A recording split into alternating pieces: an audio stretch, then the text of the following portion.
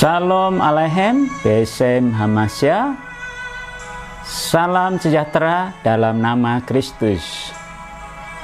Selamat berjumpa dalam acara Sarapan Jo. Sarapan bersama Yoga tentang firman Tuhan yang menjadi makanan rohani kita setiap hari. Hari ini kita akan merenungkan firman Tuhan dari 1 Petrus pasalnya yang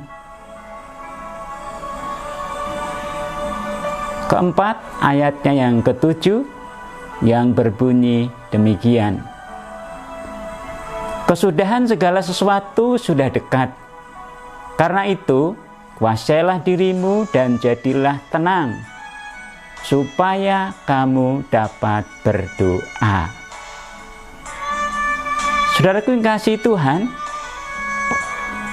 di tengah-tengah masa pandemi yang telah berlangsung hampir 1 tahun ini, telah mengubah banyak hal dalam kehidupan umat manusia, termasuk kehidupan kita sebagai orang Kristen.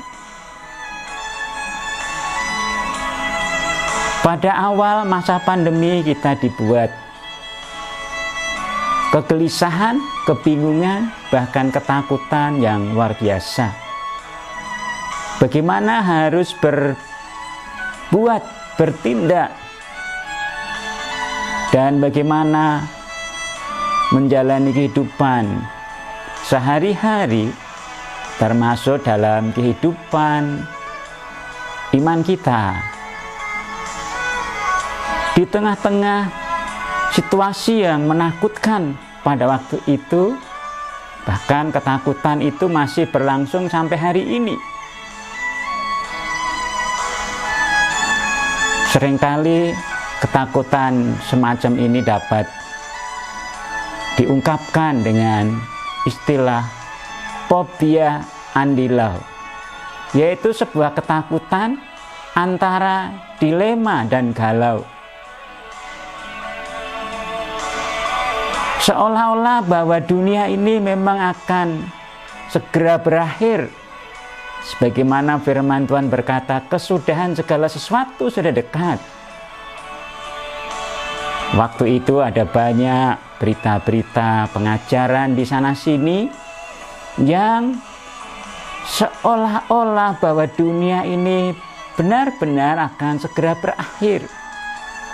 Tapi tahukah Bapak Ibu Saudara sekalian, pada waktu Rasul Petrus menuliskan tentang kesudahan segala sesuatu sudah dekat pada waktu itu, dalam pengertian sebagai orang-orang Kristen di tengah-tengah kehidupan himpitan pemerintahan Romawi yang menganiaya orang-orang Kristen mula-mula, menggambarkan seolah-olah kehidupan Kristen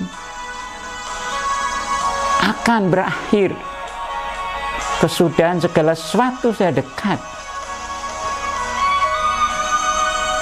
Tapi seorang Rasul Petrus yang dipenuhi oleh Roh Kudus, dia memberi nasihat kepada jemaat Tuhan.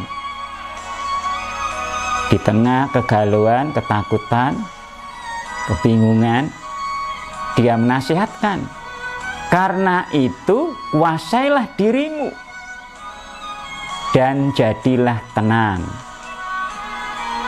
Di tengah-tengah yang tidak menentu seperti itu, di tengah-tengah keadaan situasi yang tidak diharapkan dan tidak menentu itu,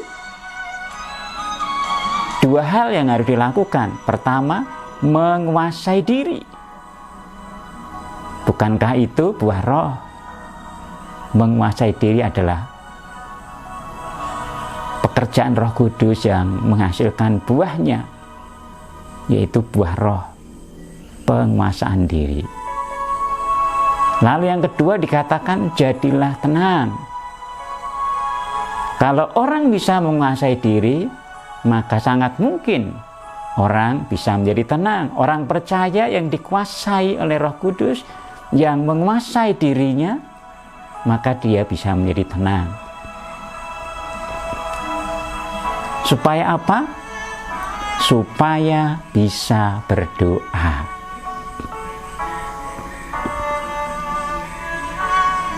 Dengan menguasai diri dan menjadi tenang, lalu bisa berdoa. Mungkin saja doanya tidak akan begitu cepat dijawab oleh Tuhan. Mungkin saja doanya membutuhkan waktu bertahun-tahun. Baru Tuhan jawab, Tuhan genapi. Tapi doa adalah hal yang mendasar bagi kehidupan orang percaya. Sebab tanpa doa, sama halnya bahwa orang percaya tidak bernafas. Doa adalah nafas kehidupan rohani orang percaya. Oleh sebab itu, di tengah masa pandemi yang sampai hari ini belum berakhir, mari kita menguasai diri, mari kita menjadi tenang, mengikuti protokol kesehatan yang telah dianjurkan oleh pemerintah dengan maksud melindungi warga negaranya.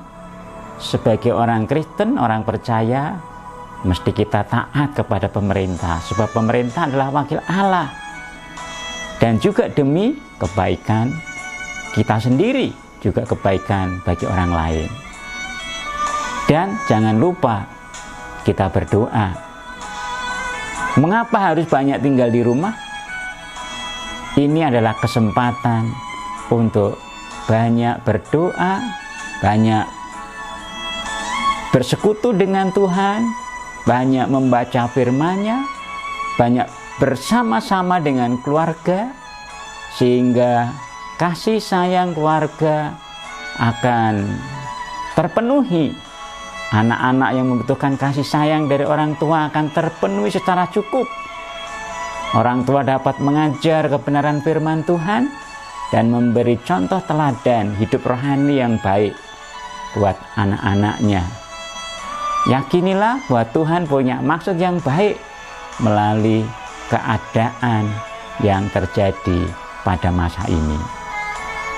Mungkin kita belum tahu semuanya, tapi pastilah suatu saat nanti kita akan mengetahui bahwa Tuhan senantiasa bertindak dengan tepat dan rencananya indah pada waktunya.